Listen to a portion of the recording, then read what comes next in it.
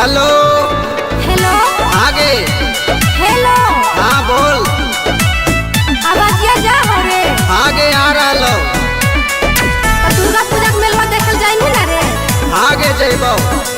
सुन हमर बात, एगो बात बोल।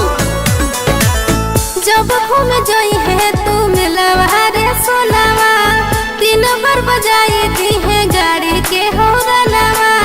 समझ में रे? आगे।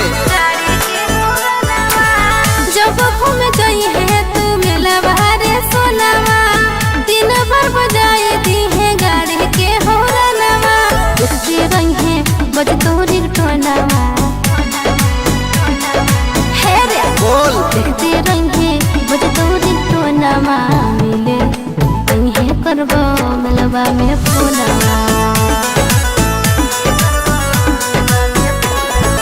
देखते रही है बजतोरी टोनावा। मिले कहीं करबो मेलवा में फोनवा। भूलियो ना, ठीक रे? अच्छा ठीक हो गए।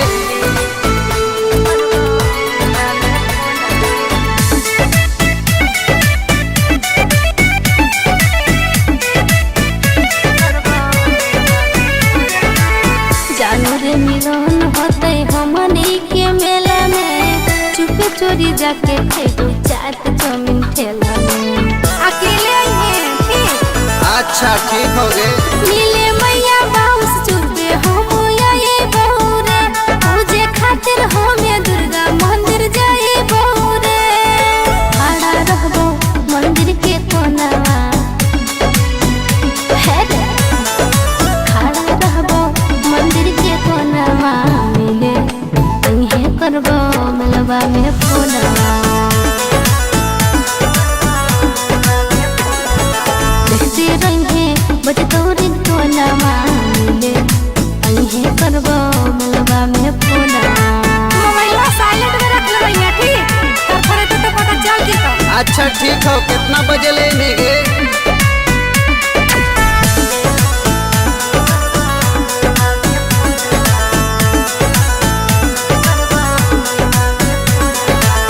मिलल हको मौका सोना दी हो ना गवाई रे। शौक पूरा हो तो तोरा मेलावे में आई रे। है रे अबरी मेलावे में जनुआ भेटाई है रे। हम तोरा तू हमारा खिलोई है रे। दोनों खइबै मिली जुली छेनवा। है रे दोनों खइबै मिली जुली छेनवा। मिले कहीं करबो मेलवा में फोनवा। देखते रही बजतोरी टोनवा। मिले कहीं करबो मेलवा में फोनवा। आइयो हाल इंतजार करबो।